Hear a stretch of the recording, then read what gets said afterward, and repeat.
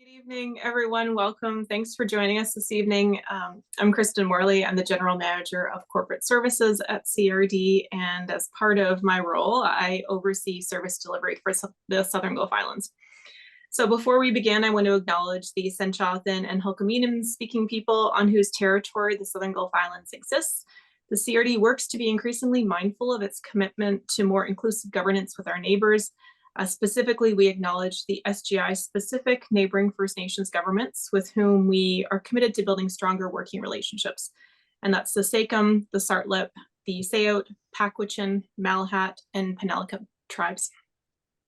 So we're here tonight to talk about the recent work that CRD has done to conduct a community issues assessment for the Magic Lake Estates neighborhood. This is our second public meeting. The first one was in person on November 3rd at the Anglican Church on Pender. And the content tonight is going to be similar, but not identical to our first engagement. We have had the benefit of hearing the feedback at that first session, and I think we're able to address a few of the concerns that were brought up at that session tonight. So this process has been undertaken at the request of the Magic Lake Property Owners Society. So the MLPOS approached CRD and the province, and they had a request for a restructure study focused on the neighborhood of Magic Lake Estates. Now, the province didn't really support the idea of restructuring the Magic Lake Estates community. However, we did work with provincial staff, and they agreed instead to give us some funding for a community issues assessment. And this really is the right place to start, I would say. You know, restructuring is a solution, but we're probably not at the solution stage yet. Really, what we're at is the issue identification stage. So let's figure out what the problem is, and then we can work towards a way to solve it. So the purpose of this assessment, like I said, is to understand the community needs, and that needs to take place before there's a full governance review, if there needs to be a governance review. And tonight we're going to talk a little bit, first of all, about services, service delivery across multiple jurisdictions. So that's CRD, Islands Trust, MOTI. And this fall, we did conduct a survey to explore the issues related to service delivery in Magic Lake Estates. And we tried to gauge the levels of satisfaction with the services that are being received by residents. So tonight, we're going to present the results of that survey. After tonight, a summary of the two meetings will be provided in a report that's going to be published shortly. This report is going to be made publicly available and will be sent to the province for information. From there on, it'll be up to the province to decide whether or not there's a need to take any further action or take any further steps. So a couple of introductions before we get started. Of course, I've introduced myself. We also have on the line Justine Stark, who's our Manager of Service Delivery for CRD. We have Stephen Henderson, who is our Senior Manager of Real Estate and SGI Services. We have Kat Fernio, who I believe is giving us technical support tonight. Thank you, Kat. And we also have our consultant here, Dan Huang of Connections Planning, and he has been supporting us through this process. I'll just tell you a little bit about Dan before we get started, and then I'll hand it over. So Dan is a registered professional planner. He is currently the president of the Canadian Institute of Planners, which represents over 8,000 members across the country. He has over 25 years experience in both the public and private sector. Dan is passionate about community development, and in recent years, he has focused on sustainable infrastructure, servicing, local governance and finance, and First Nations economic development and self-determination. Dan was the lead consultant for the Salt Spring Island restructure study in 2016-2017. So Dan is going to complete about a 30-minute presentation, and after that, it'll be followed by a Q&A period. So with that, take it away, Dan. Thank you very much, Kristen. I'd also like to acknowledge that I'm speaking tonight from Victoria on the traditional territories of the Lekwungen speaking people. And then I also see that Director Brent is also with us as well, the electoral area director. So I'm going to share my screen. So as Kristen mentioned, Connections Planning was commissioned to assist the CRD and the Magic Lake Estates residents and the MLPOS in conducting a community issues assessment. Many of you, if you were at the previous open house, you'll find some of the slides similar. There may be some new people on the line. I'm not sure if there's anybody new who's joining us who wasn't at the last meeting. And then we do a little bit of a deeper dive into the specific services and some of your findings that you responded to the survey. So again, thank you for filling that out. Hope to have a bit of time for follow-up discussions with the online group here, and hopefully we'll get you out here in the next hour or so. So just again, a brief intro. Again, this is the first half a dozen or dozen slides are similar to the previous presentation. But for those of you who are new to this, Magic Lake Estates is a neighborhood on North Pender Island established in the 60s. It's about 1,200 parcels, population of almost 2,000 full and part-time residents. The MLPOS was established in the mid-70s to provide some local services to the residents, and they are a not-for-profit society with membership dues. And as Kristen mentioned, the MLPOS in recent years has identified a number of issues surrounding governance, service delivery, taxation, and representation, and then approached the ministry and the CRD to undertake a formal governance study. But as Kristen mentioned, at this time, the CRD received a small amount of funding to undertake this high-level overview as kind of an initial assessment. And so Connections Planning was commissioned earlier this summer to assist the CRD and the MLPOS on this community issues assessment. There's a project website which has been set up, which includes a project backgrounder, some of the survey results, the previous presentation, and then the final report will be posted as well when it's available. So this initial high-level study includes some of the background research, the survey, which we'll go through tonight, some of the community engagement, which we've done previously, as well as tonight's virtual meeting, and then includes this draft and final report to determine next steps as appropriate. Many of you are hoping this would be a more detailed governance study, which included financial, taxation, analysis, service levels, and any recommendations on future governance studies. This study does not do that at this time. And it also does not include any voting or referendum vote, which would be part of a more formal governance study. So very quickly, and again, I see some pretty familiar names, so I'm going to go through this fairly quickly. You are an unincorporated area of the province of British Columbia, and as such, you receive most of your services from a variety of service providers, including the CRD as your first point of contact for local services or local government services. CRD also provides sub-regional and regional services through a variety of commissions, committees, as well for things like water, sewer, parks and recreation. The Islands Trust was created in the 70s, which provides land use planning for many of the islands, which is very unique in the province. It's unique to the islands within the Salish Sea.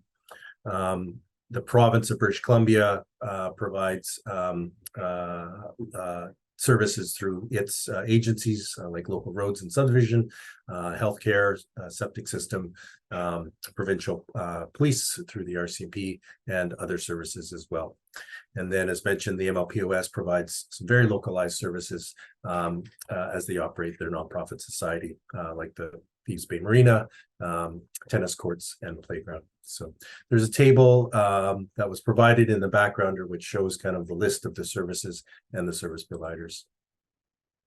So we did conduct a survey earlier this fall. Thank you very much for those that have completed the survey, that had completed, got over 324 completed surveys, which is a good response from the community. And almost all of those respondents, over 90%, are residents of Magic Lake Estates. We will be posting a what we heard summary just following this meeting, hopefully later this week, early next week. Pretty much includes most of the comments and contents that you'll see tonight, as well as some of the graphs that we showed last month as well too.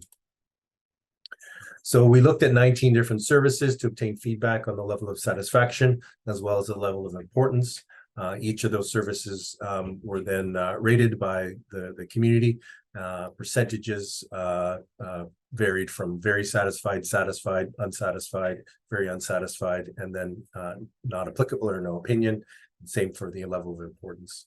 From there, we generated a scatter plot, which we showed at the last meeting, which generated kind of the percentage of satisfaction versus the percentage of importance.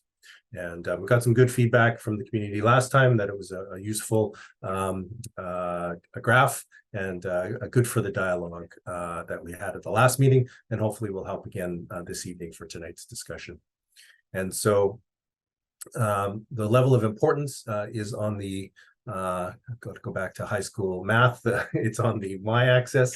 It actually starts at 80%. So most of you felt that the services that are provided that were identified are important to you as residents of Magic Lake Estates.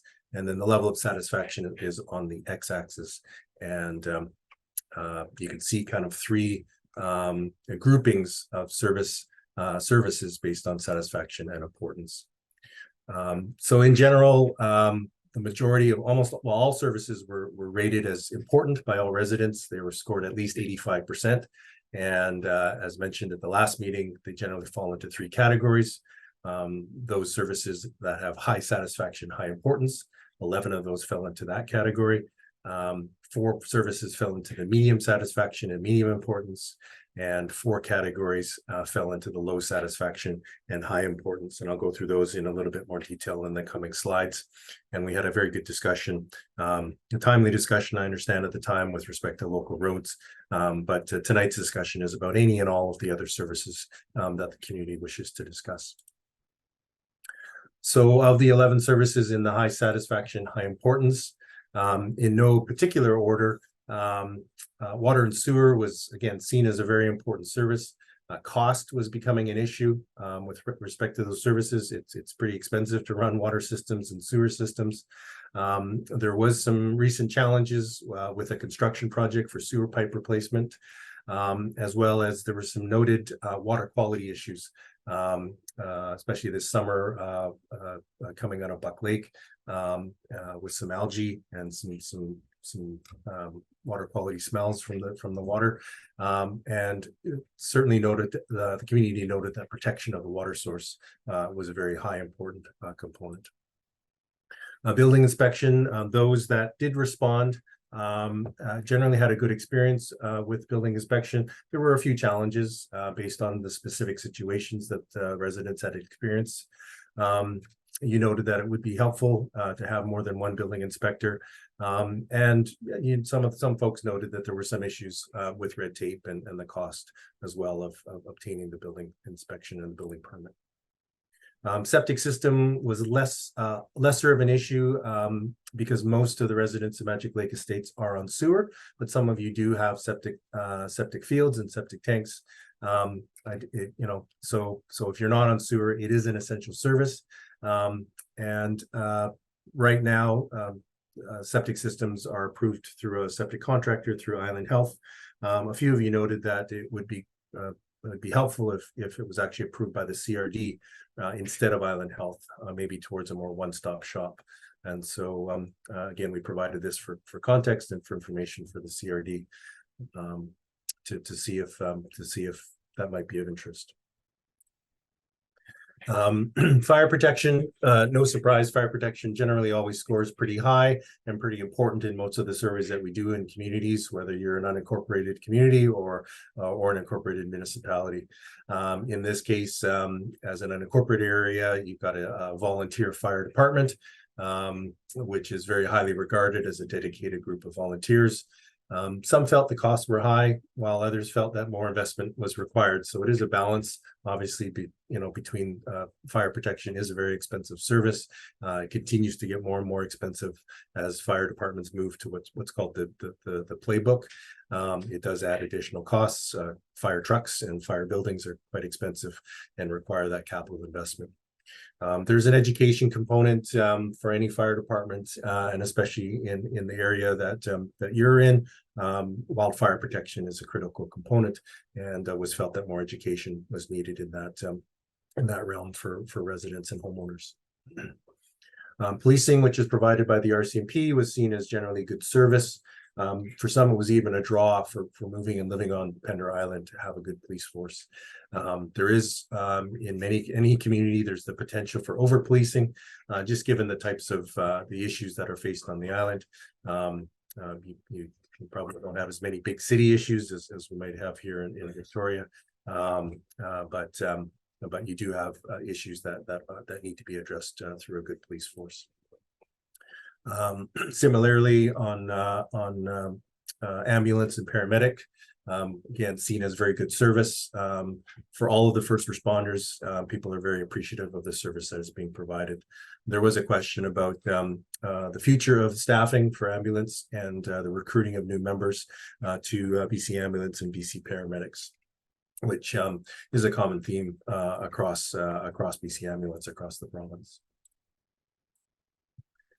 For healthcare, again, these are kind of all kind of core services that are important to residents in British Columbia. It doesn't really matter where you live. Healthcare, of course, is a crucial service. And again, given your location, the residents were very grateful for the service that was being provided, especially given the limited population in the region.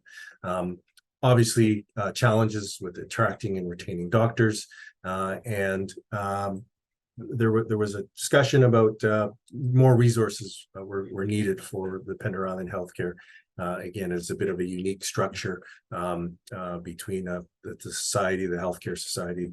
Island Health provides some funding, and so is there an opportunity to provide more resources and run it more like a full VHA facility, like one that exists on, say, Salt Spring Island?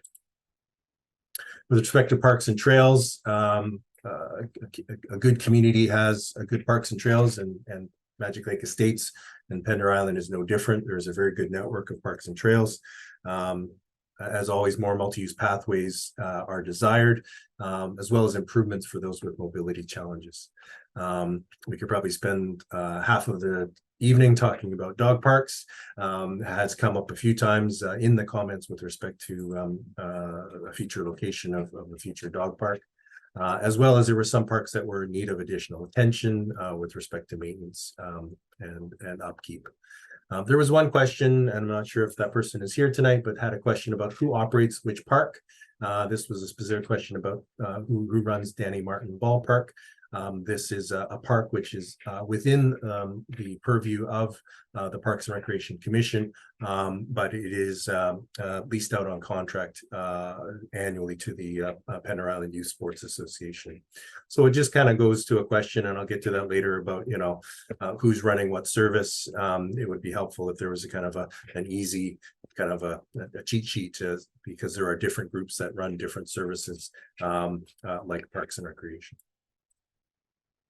And then community recreation grants. There wasn't a lot of awareness with respect to the grants. It's not surprising unless you're kind of in the grant business, but it would be good if the CRD did provide a bit more information about the grants that are being provided for community recreation services. And then, like any other grant program, most grant programs are oversubscribed and require more resources for those that have been applying for those grants. I think this is the last set of slides on the high satisfaction, high importance. The Pender Island Library was seen as being an excellent facility and was an important service to have. There was a desire for some more online services, and a few comments that the library wasn't being used to its full potential as more of a community place for community gathering. And then finally, maybe saving the best for last, I suppose, the Magic Lake Property Owners Society, the services that MLPOS provides. We're very appreciative by the volunteers, by the people who use the services, and would like potentially some new facilities, some additional pickleball courts, community garden. There was value seen in the current services like the Thieves Bay Marina and the park. like any other facility, some areas could use some additional maintenance. And then MLPOS is kind of seen as the advocate for the neighborhood. You're in the community, you talk to the residents a lot, and you do advocate for additional services, as well as that's part of why we're here this evening, doing this project with respect to governance, because of the advocacy of the MLPOS. The 4 services that were identified that have medium satisfaction and medium importance are animal control and bylaw enforcement. Generally, people saw that there was good services that were being provided through animal control. As always, there were challenging issues, most notably the issues of off-leash dogs, as well as concerns about domestic cats.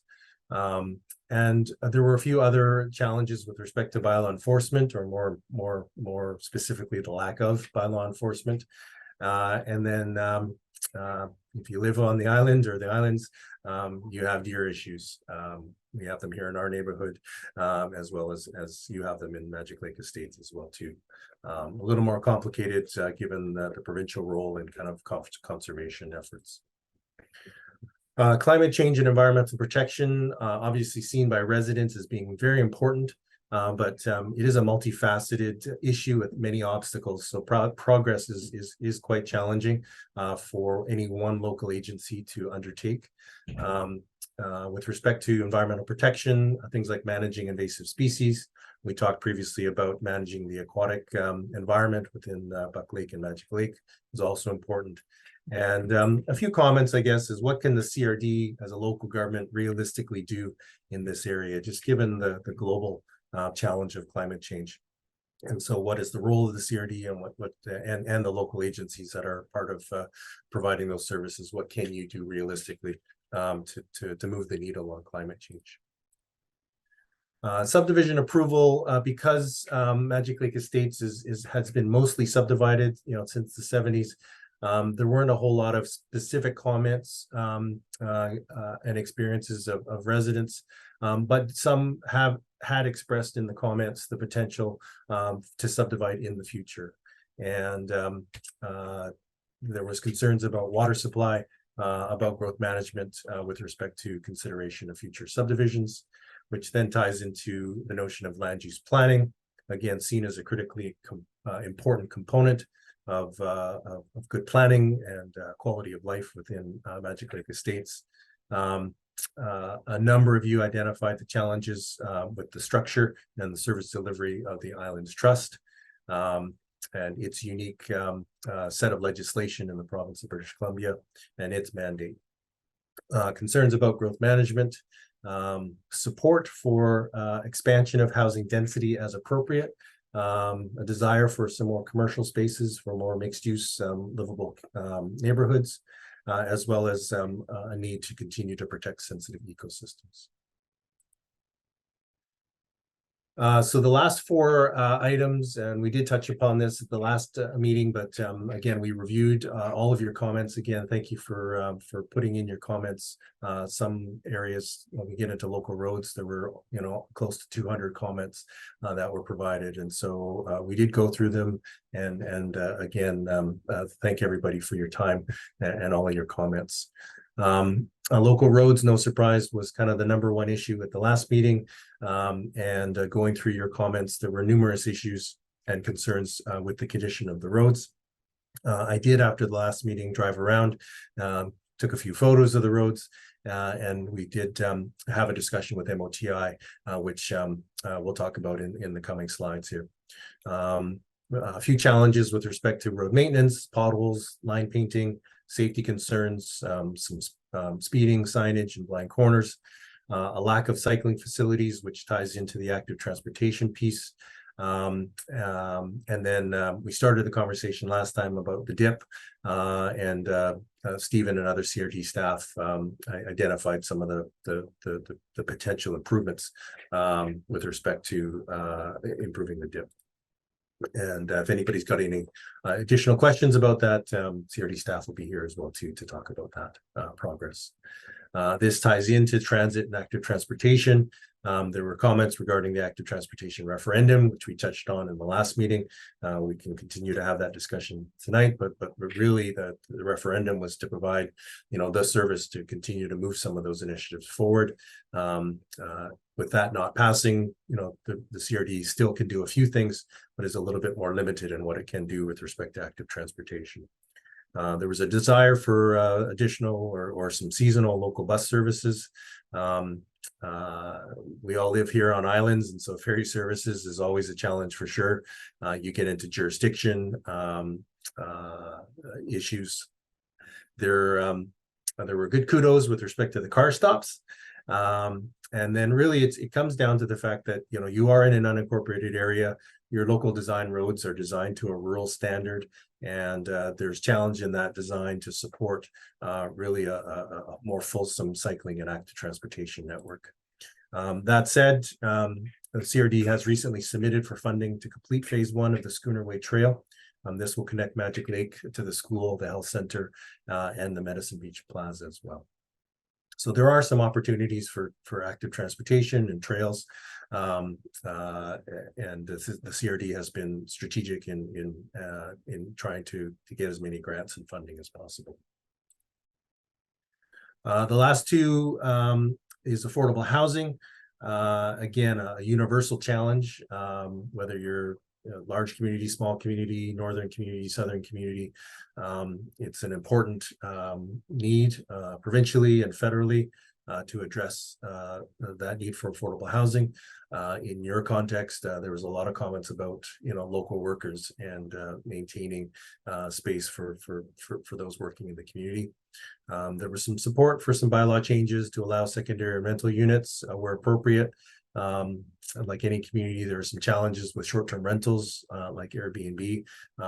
If you've been watching the news, this is being looked at and addressed through recent regulatory changes within the province. It is a very complicated issue that has multifaceted agencies, governance, both the free market as well as the non-market as well too, and many different providers. So it's a multifaceted challenge for sure. Which then leads into, I guess, the component of cross-jurisdictional collaboration.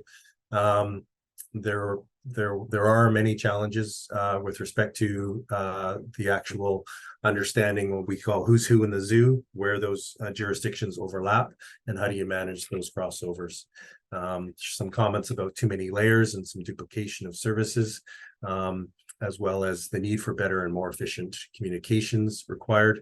There's a really good suggestion about hosting semi-annual meetings between the parties, just to get together and talk about updates between those jurisdictions. And then just even in the name itself, cross-jurisdictional collaboration caused a bit of confusion and non-understanding of the actual question. What do you mean by cross-jurisdictional collaboration? And so it's really just, again, those different agencies talking to each other. Some final comments that were provided in the survey. Some other services, and I know this has been looked at in the past within the Gulf Islands, about an inter-island passenger-only ferry service. There was some desire for additional community garden plots. Garbage and recycling came out quite in a number of responses. I'm not that familiar with the current service or what the opportunities to improve that service are, but we can certainly have that conversation tonight. Maybe CRD can help in that conversation, as well as faster and lower cost internet was a desire in a number of the comments. And then finally, the last set of comments, a number of you said we'd like to see more with the current level of taxes paid. We did ask some questions in the survey about would you be willing to pay more for services. That was a bit split, 50-50. But these comments kind of came out of that, say, well, do more with what the current level of taxes that you have. At the same time, acknowledge that you are an unincorporated area, kind of rural or semi-urban, semi-rural area. Can we keep it a little bit more simple? People moved to the area to get away from the kind of the larger city, and so is there a way to keep that simple? there were quite a few comments that given the current situation, you were relatively happy with the current governance structure, i.e. Not necessarily supportive of incorporation. But at the same time, a few comments felt that MLE, Magic Lake Estates, you were moving to that level of appropriate size and tax base to operate at its own municipality. So I would say there was probably a few more comments with respect to being more happy with the current governance structure. But again, we're here in this room, we're here doing this study because there are some in the community that feel that, hey, maybe the time is right to consider a governance change. And then I think we all kind of understand and acknowledge that governance itself is a complex, but it's a very important undertaking. And so, again, thank you to those who have been taking part and kind of following us along this journey as we continue to explore the issues that are facing your community. I've got a couple of slides here with respect to some discussions that we had with the Ministry of Transportation and Infrastructure, or MOTI. Given that it was a pretty hot topic, I guess, at the last meeting, we felt it was really important to follow up with MOTI just to see if there were any kind of short-term improvements that we could have for Magic Lake Estates, as well as get an understanding of kind of the context of how rural roads are funded within the MOTI context. So we met with Sean Haley, who's the district operations manager. Stephen Henderson and I met with him virtually. He represents the Van Isle Southern District, which is service area number 1 of 28 different service areas, rural service areas within the province. Service area number 1 covers all of the rural roads south of, and the highways south of Chemainus, including the Southern Gulf Islands. Your current road contract is with MCON. It is a locked-in 10-year contract. You're halfway through that contract, and there's also an opportunity to renew, I think, another 5 years within that contract. The annual budget for service area number 1 is about $15 million. That $15 million is split within 2 components. One is called routine specifications. So these are the annual maintenance and repair items, including work activities that are unpredictable in nature, which include things like pothole repairs, signage replacement. And then there are some things that are planned maintenance and repair, including activities that are reasonably predictable or seasonal. So that could be ditching, brushing, mowing, some planned painting, and planned paving, and any planned line painting as applicable.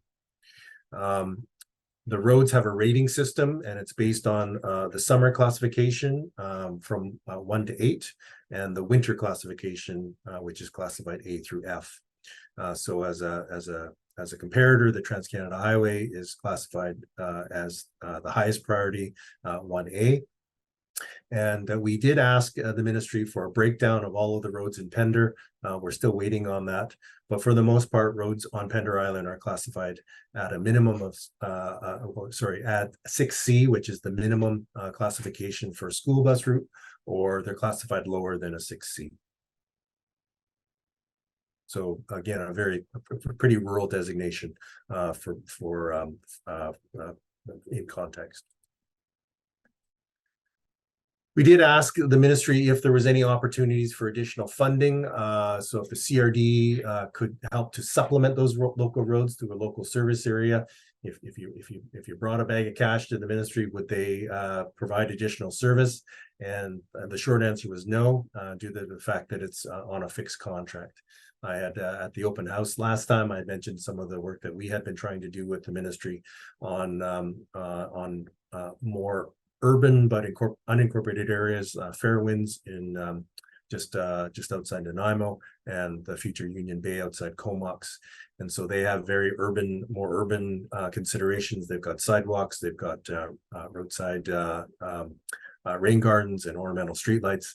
And even at that, it was challenging and hasn't come to pass for any additional supplemental funding for roads, just again due to the fixed contracts that MOTI have with their contractors. There are some exceptions that MOTI noted with that they can create local area specifications. And so these would be things like for a park and ride, but generally, they're quite rare, and they're under very unique circumstances. We then asked the $1 million question, are there any capital road upgrades or planned paving for Magic Lake Estates coming in the next 5 years? And again, unfortunately, the short answer was no, other than Pender Dip on Pender Island, with an overall investment approaching $2 million through multiple sources of funding. He did note that there was some recent road work on Pender Island, but this was focused more on the route to the ferry, which I believe also included some potential line painting as well. That said, there is a regional, outside of that $15 million, there is a regional rehabilitation paving program, and those are for projects greater than $5 million, which does cover, again, a much broader regional area, including all of the South Island and the Lower Mainland, all the way to Hope. And so it's a bigger pot, but it's a much bigger region. And specifically, Sean noted that paving, not surprisingly, is very expensive on all of the islands, just due to the mobilization costs of getting equipment and machinery. So paving can be up to twice as expensive than in other areas, just due to mobilization costs. Signage was an important conversation that we heard from the last meeting that we wanted to bring up at the meeting with Sean. He indicated that speed limit signs, they must meet the appropriate design and regulatory requirements. We know that there was an issue of some signs being removed, and he wasn't specifically aware of that situation, but stated generally that if it was a non-approved sign on a public road, it would need to be removed by the contractor, in this case MCON, due to concerns about liability. That said, warning signs, which are the yellow signs, they're not regulatory. They could be added as appropriate. So we saw this potentially as an opportunity to kind of review the potential to add any warning signs. As you see there, kind of a slow down, curve ahead, some of the diamond signs as well too. They could be added, or at least suggested to Modi to add those signs as appropriate. And then finally, there was an opportunity to add speed reader boards, as well as he identified the Speed Watch program, which is a program which is funded through ICBC and working closely with the local RCMP and using local volunteers. So they would provide training and to the volunteers, and it really is about collecting data to help both the PRCP and the ICBC with respect to issues of speed.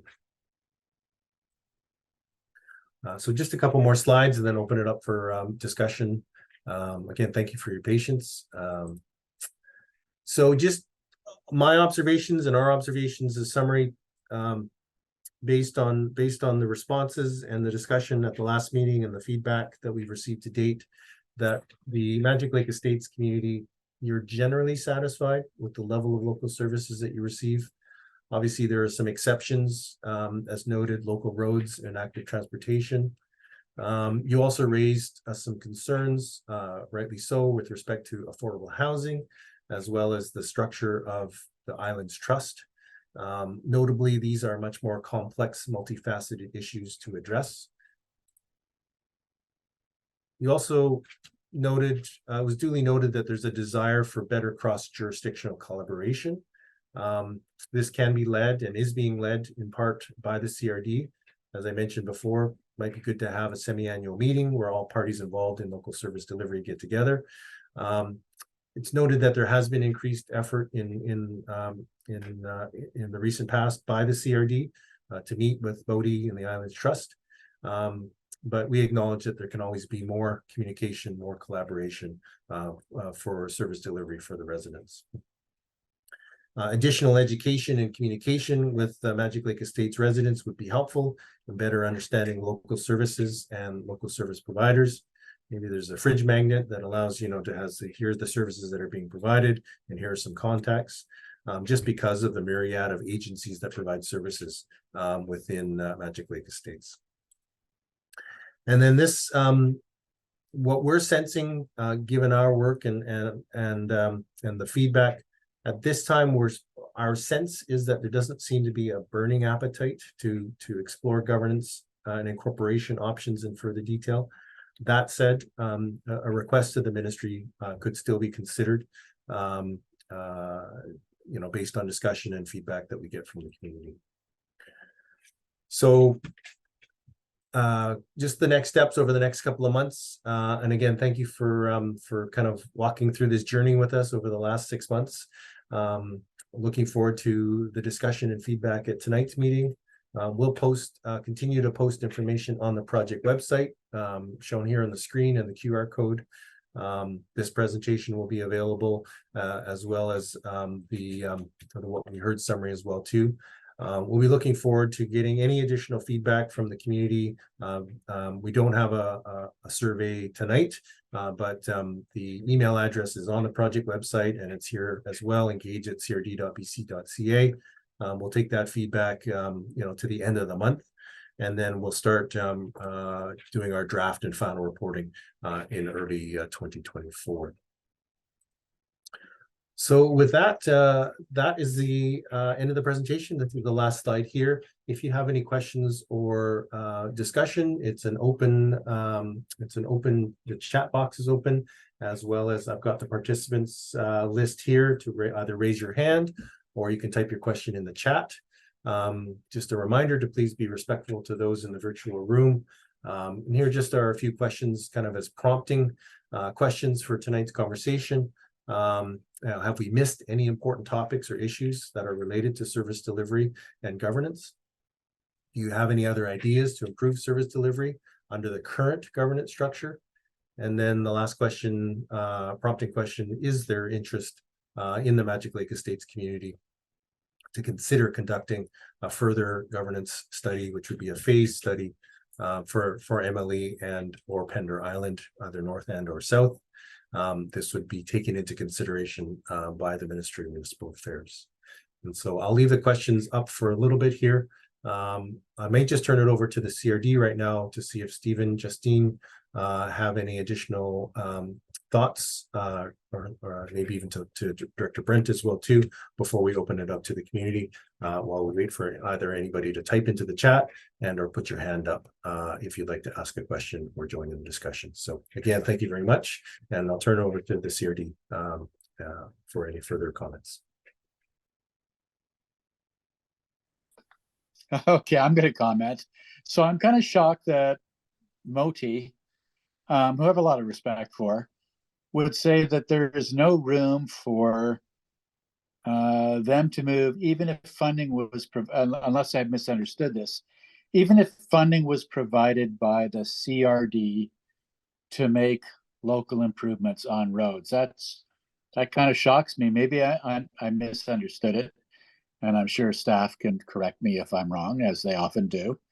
But that's kind of shocking to me. I'll have more comments later, but I'd like to hear from staff who love to correct me. Go ahead, staff. Dan, do you want to speak to that? You have some experience with, I think it's Fairwinds and Union, was it Union Bay or Deep? It was Union Bay and Fairwinds. Yeah. Thank you for the question, Director Brent. I think it comes down to two things. One is that they are under a contractual agreement right now for at least 5 more years out of the 10-year contract with MCON. And so they can't add to, there's nothing in the contract which would allow them to add. Even if they got the money, they couldn't really add to that level of service.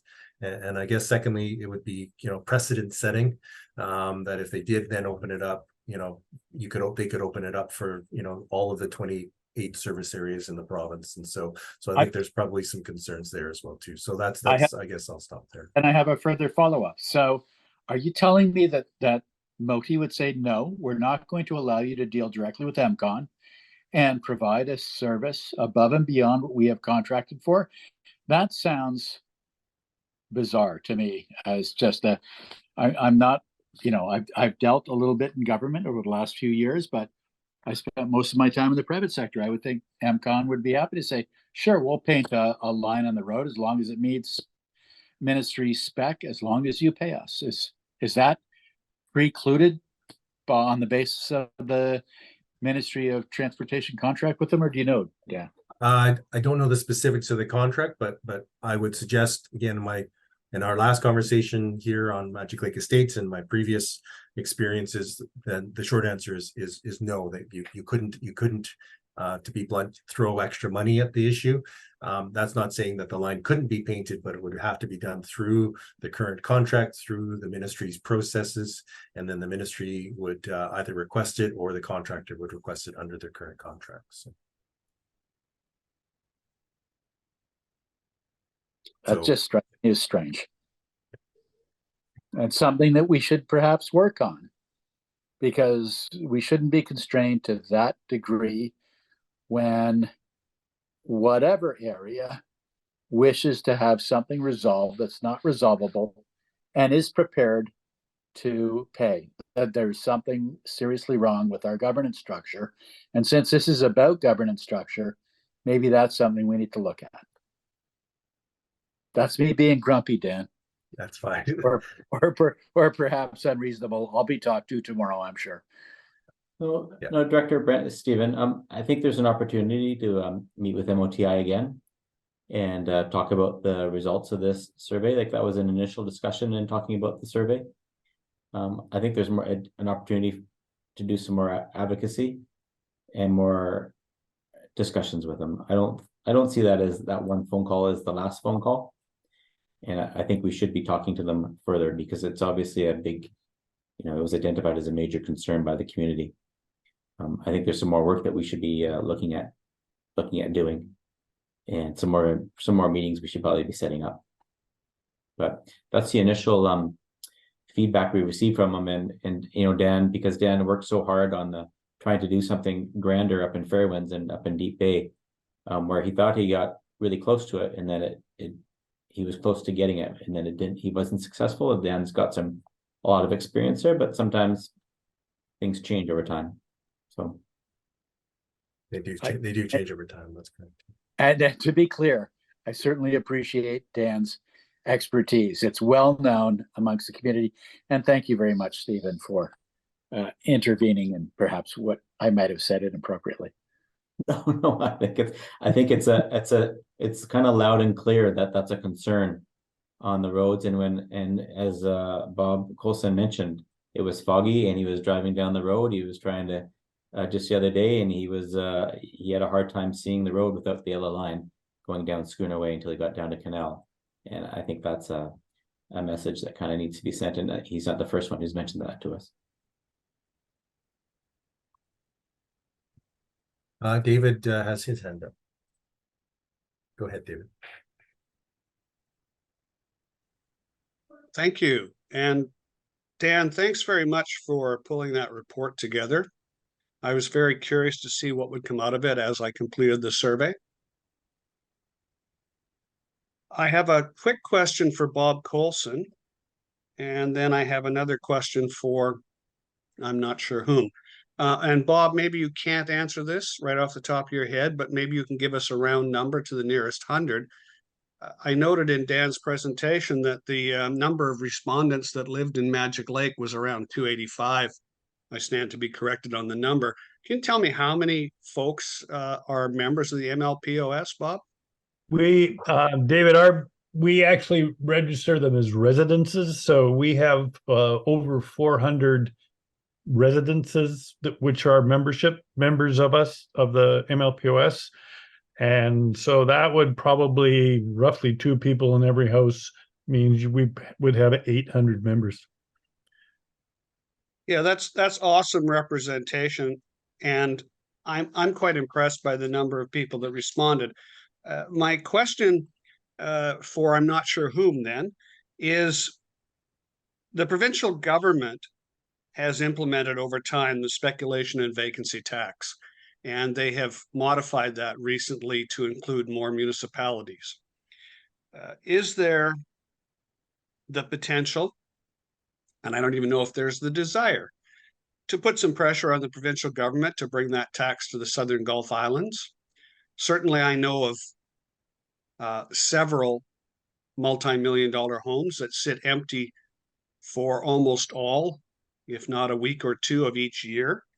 And I don't begrudge people having whacks of money and having beautiful big houses on beautiful big islands. But I'm really wondering if those houses couldn't be used to help solve the housing crisis we have, in particular for the lower income earners that are so important to our island economies. So I'm not sure who that question's for. Maybe it's for Paul Brent, the local politician. Maybe he can, shake up somebody in the provincial government and get them to do something. And maybe it's a really bad idea. That's it. Thank you very much, and thanks again, Dan. That's really great. You pulled that together. My, that's a hot potato. So on Salt Spring Island, the electoral area director has asked the province if they could implement the speculation tax there. So that's kind of interesting on Salt Spring Island.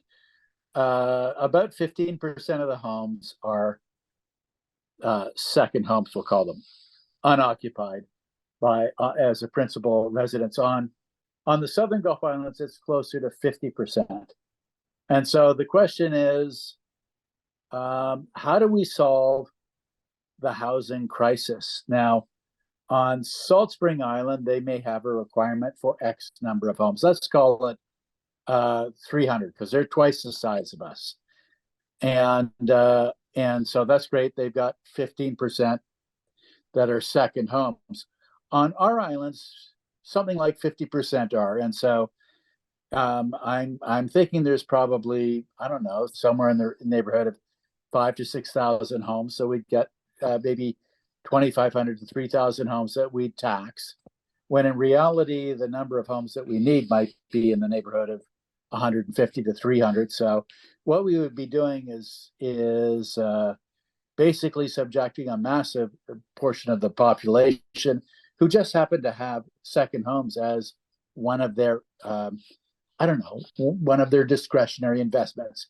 It might be in other cases, homes in other jurisdictions like Arizona, Palm Springs. It might be boats. It might be motorhomes, whatever. So I'm not sure that it's there's a justification as much as there might be on Salt Spring Island. So the question is, how do you deal with this, and where do you put the emphasis? I don't know. It has changed a little bit. It used to be 60% of the homes here were second homes. So do we penalize people that have decided to have a cottage or a second home for the lack of government's investment in housing? It's a very good question, David. Right now, I'm not in favor of a speculation tax, and I haven't been. It was principally brought into effect because people in the Lower Mainland were speculating on the increase in real estate. And when I looked at it at the time, there was no increase in real estate during the period that they were talking about on the Southern Gulf Islands. So I saw no reason for it then. I'm on the fence right now. We'll have to see. We'll have to see how the government going after short-term vacation rentals is going to address the issue of housing affordability. One thing I do know is that over the last 3 decades, the government, federally and provincially, have walked back from major investments in affordable housing. So I kind of question government going after the private sector, shall we call it, when it's clear that they've been deficient in investing in affordable housing.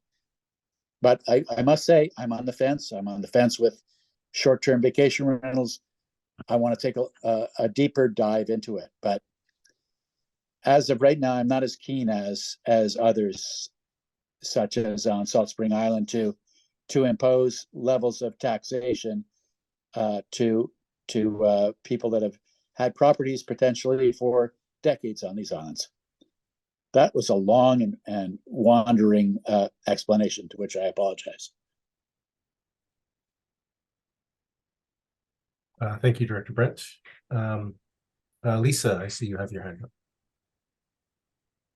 Yes, thanks so much. Sorry, I'm going to keep my camera off. I work about 14 hours a day on Zoom, and I think I'm about zoomed out. However, listening to the conversation, I also just wanted to sort of provide a fresh perspective on the last comment about discretionary homes. I can certainly also appreciate the freedom of having a cottage and having a secondary home and even a generational home. And it's a fantastic thing. But with the housing crisis, I think we shouldn't live in la land and not acknowledge the fact that a lot of these discretionary homes are currently Airbnbs, over 100 of them, according to the fire department. And so I would just like to ensure that people are aware that there's some multi-layers and complexities here that may have just been smoothed over in sort of a vanilla way. And as a registered bed and breakfast owner who complies with rules and is a primary resident in that place, I think that it is one of the challenges that need to be really looked at with some seriousness. And I can also appreciate people owning secondary homes, and it's not something that I want to villainize, but I do want to acknowledge the fact that we have over 100 unregulated Airbnbs, which pose a capacity threat in an emergency crisis in our community. It contributes to the housing crisis, and I just feel like it was smoothed over a little bit there that I wanted to add a fresh perspective. So thank you. Thank you very much, Lisa. Mary Beth, I see you have your hand up. Just a quick question, and you probably answered it. The slides will be on the CRD website? They'll be on the public, they'll be put onto Like the they were project last website. time? Okay. Correct, yes. Yeah, those were really useful to help us spread information around. And I guess I just had an observation that out of this whole process,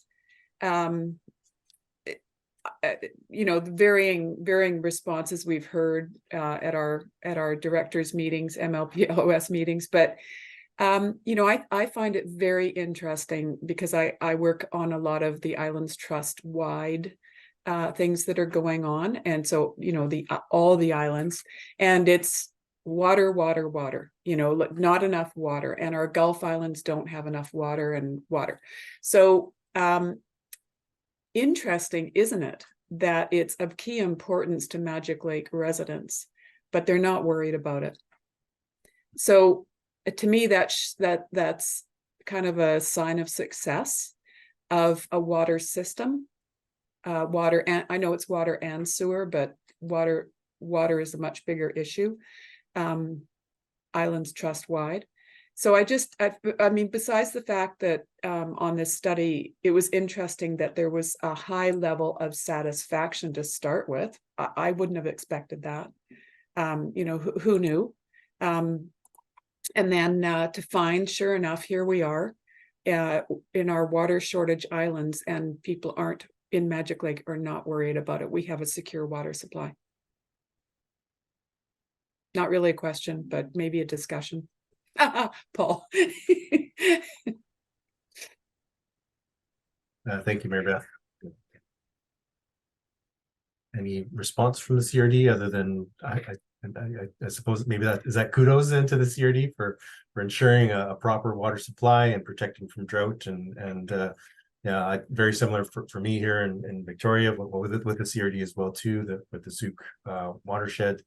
You know, we see all of the drought issues up and down the island, but you know, but here I don't see it here either, just because of good planning, good management as well too. So yeah, I guess kudos to the CRD for that. Thanks, Mary Beth. David Kursop, you have your hand up.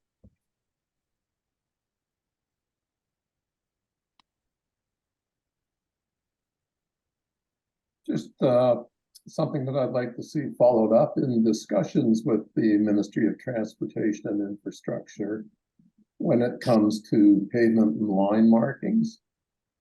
At the time MCON took over the contract for road maintenance, the center lines were in good condition and had recently been repainted. And therefore, it seems to me that should be part of their contract when it comes to maintenance of road markings.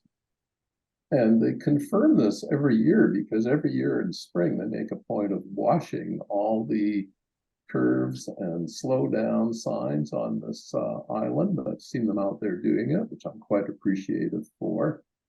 And as it's been raised here, you know, in times of low visibility, the center line becomes a very important factor in knowing where you are on the road. And that to me would imply there's liability. And I'd like to know how comfortable Modi is with their liability in not maintaining a feature of safety that previously existed. I think they'd be totally exposed on that.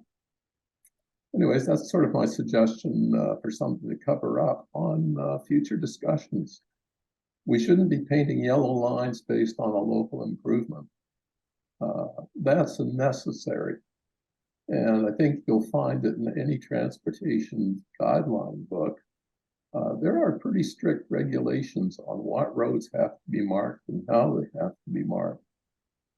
So there's a little ammunition in your kit there when you're next talking to them.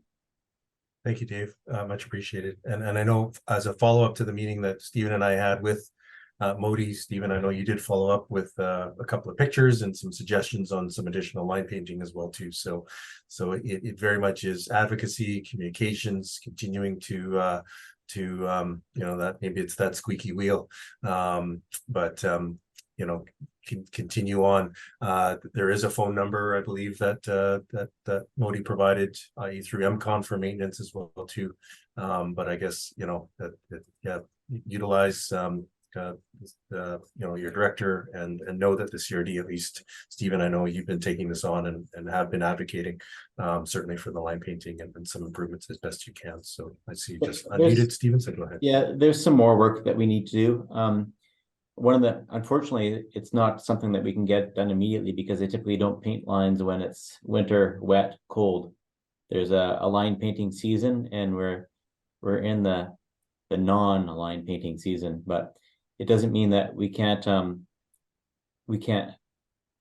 do more. And I think Director Brent and myself and Justine and Christian will discuss this after, as far as what our next step is, and talking to the MOTI about that. I think we acknowledge that we have more work that we can do. We can advocate and do some phone calls. And Director Brent's really been successful in the past with that kind of effort. I did notice in the chat that I think Bob Colson was looking to. He also had a question there, Dan. Yeah, go ahead, Bob. Okay, well, that conversation moved on, but maybe I've got a few things I'm going to throw in here at once. When I talked to MCON about the signs that are please slow down signs that have been removed, they gave me the phone number of a fellow and told me it was the district manager fellow in Nanaimo to talk to named Ryan Giroux. And so that's who we've been having conversations with. And he said he was the district manager, but maybe I don't know what's going on there. But anyway, so there was quite a social media storm over that whole thing that went on. Also, in terms of the tax on empty homes, we've asked the Water and Sewer Committee have asked CRD Water if they could please let us know so we can take a position on this. How many homes we have that are using little or no water at all.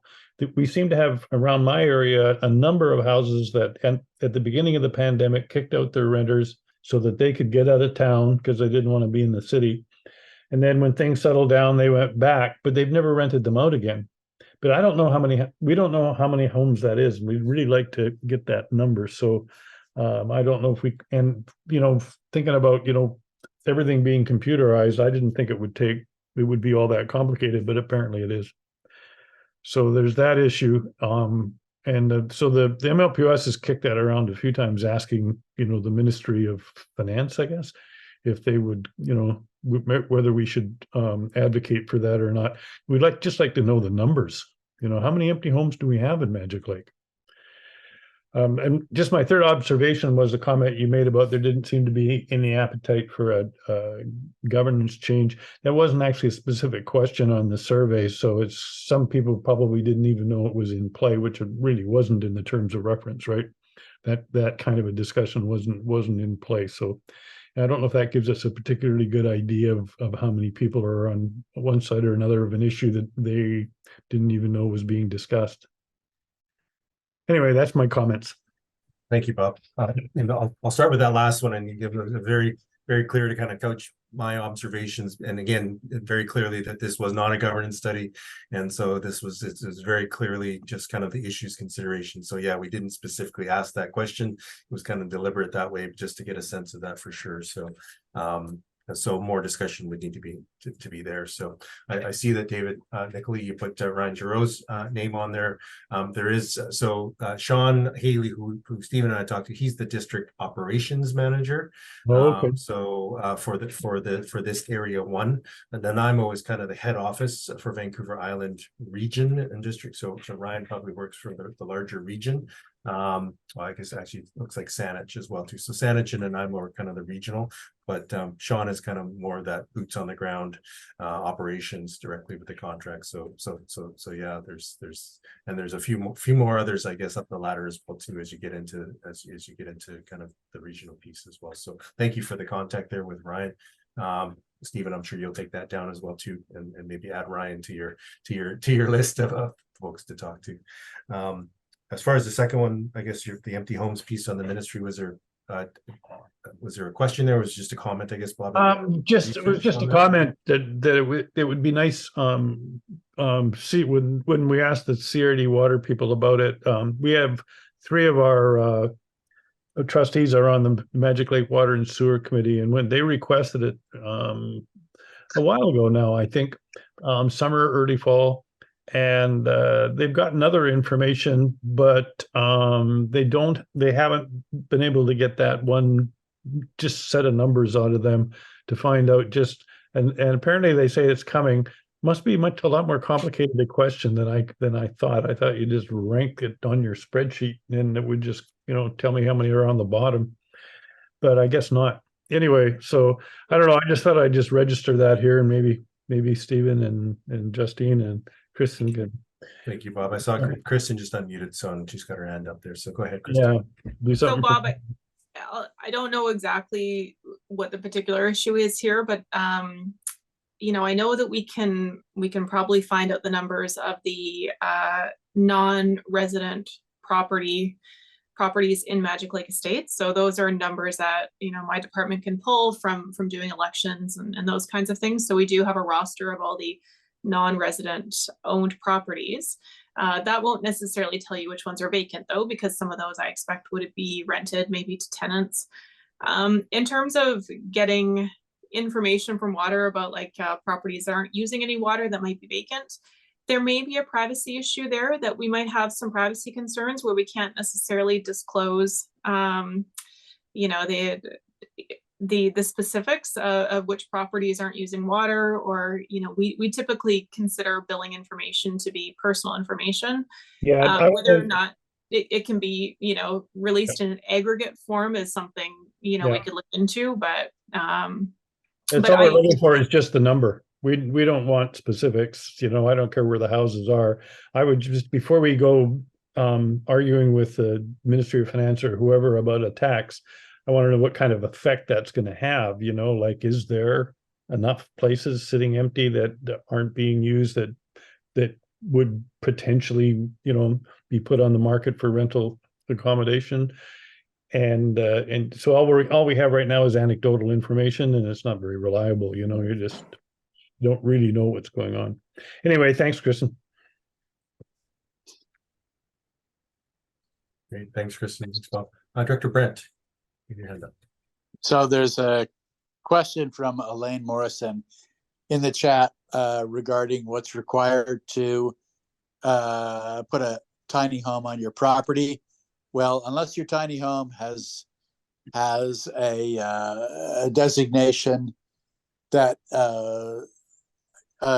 meets certain requirements of the code, basically meets the building code, you're not allowed to have it on any property, whether it's 10 acres, 2 acres, 1 acre, whatever, because they're not recognized by the building code. And it's been a struggle that both the CRD and the Islands Trust have had trying to move to getting these type of structures allowed. And we will continue to fight that fight, but it does make sense to me, particularly in situation we're in right now, where small homes, which pretty much by definition are going to be lower cost, and to meet the building code on a small structure, say under 600 square feet, the economics really aren't there. And I think we're going to have to be a lot more creative, and we're going to have to advocate as a community, not just the CRD or the Islands Trust, but as a much larger community, to get the province to look at changes to the building code like we've seen in Nova Scotia that will allow these type of lower cost structures to exist across the province, and in particular on our islands. I know Adam Olson has been trying to promote, using our islands as a pilot project. So whatever we can do to make the cost of housing more affordable, and to have the province support that and of course regional district would be great. Thanks. Thank you, Paul. Mick, I saw you have your hand up, but first I think Justine, you had your hand up first. I'm not sure if that was in response, and then I'll go to Mick after that. Impeccable timing that I put my hand up just as my daughter comes home, and so the dog's barking. I just wanted to add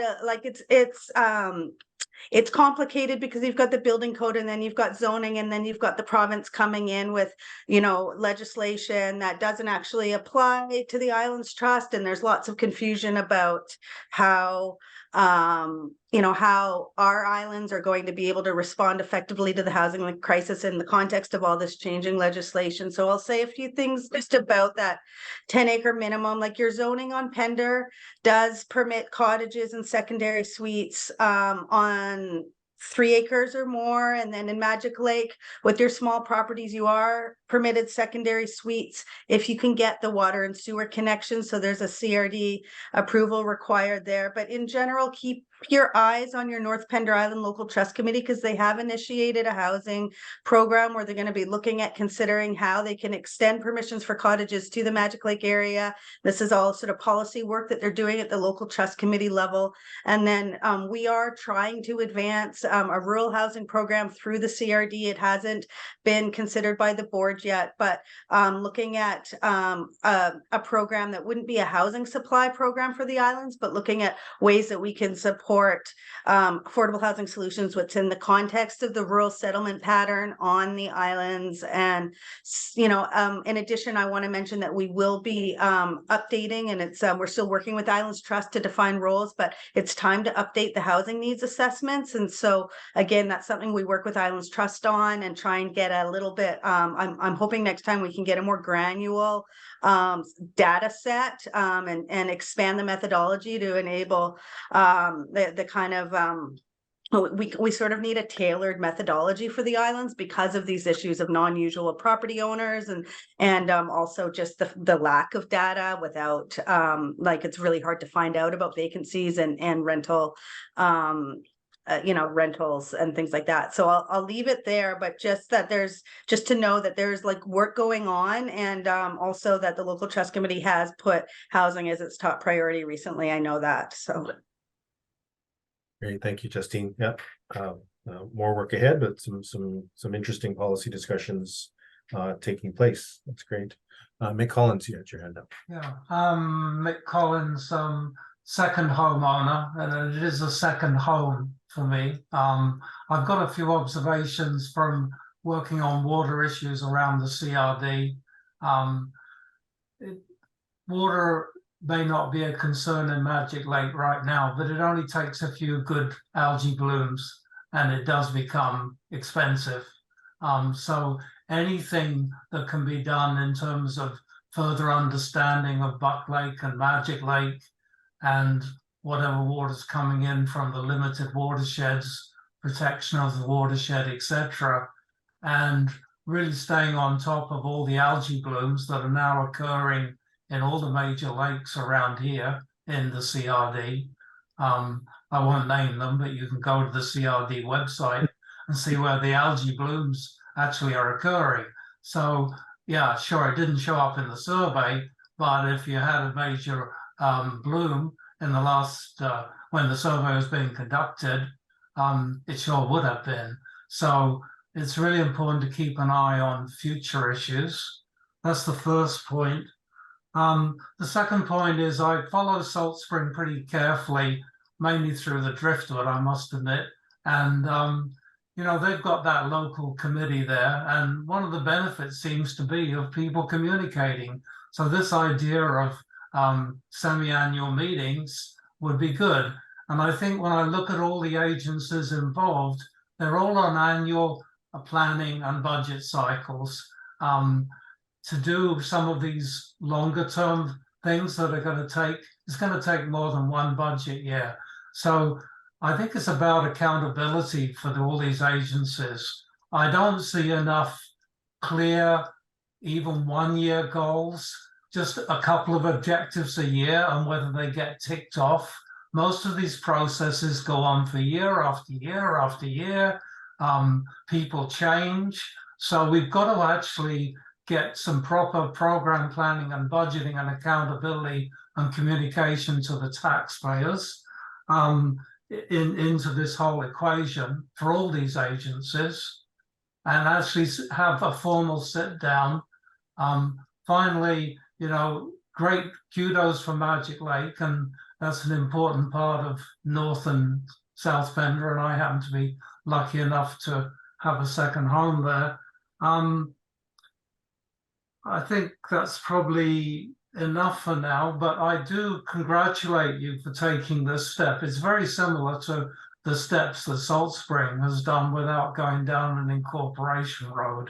And it's very important in terms of smartening up the governance and the accountability and the planning expertise and the delivery, most important delivery of actual deliverables by these agencies. And painting a few yellow lines around Pender is totally ridiculous that we should be spending this amount of time on gallons of paint. It's absolutely ludicrous. Thank you. Thank you, Mick. Paul, did you unmute? Did you to respond, Director Brent, or make a comment? And I might give you the last comment since we're running up to 8:30 here, but and I don't see any more hands. Well, I was just typing something in the chat, which I didn't finish, but we are trying to improve our cross jurisdictional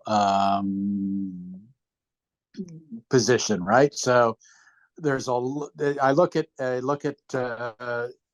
staff at the CRD, and I know they're doing phenomenal stuff with the trust and phenomenal stuff with Moti relative to what we've seen in the past. I'm doing my best in trying to connect across the islands with the trust. Being a former trustee, it makes it a lot easier. It's a little lumpier with Ministry of Transport for me because I don't have the same connections, but I'm working on it. Certainly at least with our representatives provincially and federally, I'd say we're doing a good job. We meet probably every 6 weeks, and that's orchestrated by principally Adam Olson. And so we're meeting with Elizabeth May, Adam Olson. We try to get people in from all the trustees and CRD directors, at least Gary Holman and myself meet during those things. So we're trying, okay? We are trying, but there's a pretty big hill to climb. We're going to continue to try. And these type of sessions, particularly when they're critical, are helpful actually, because it lets us know where we need to focus. So it's great what's happened here in terms of governance. My own personal view is we should be looking very carefully at our governance structure, because I think our existing governance structure to put a point on it, sucks. Oh, did I just say that? Yeah, I did. No, I do. Honestly, I don't think it's as nearly as effective as it could be. I think there's a real fear in dealing with governance. I think we could do a lot better job. That's it for me. The people at the CRD staff are shaking their heads going, who let him speak like that? And you get the last word, Director Brent. I'm in trouble.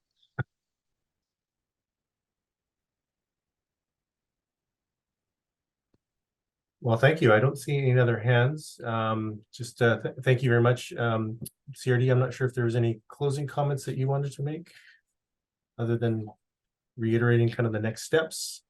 We will be posting this presentation onto the website. There'll be a summary memo of what we heard. And then early in the new year, January, February, we'll be working on the draft and the final report. And that will then be potentially presented to the electoral area committee, I believe. So with that, thank you very much for your time this evening. Have a great evening, and thanks again for your comments and contributions to the survey. Again, it was one of the highest responses that we've seen, and we've got had a with all of the written comments as well too. So that was very enlightening for me. So again, thank you very much. And I look to Justine, Stephen, Kristen. You're not unmuting, so that just means you're ready to go as well too. So with that, thank you so much. Have a good evening, everybody.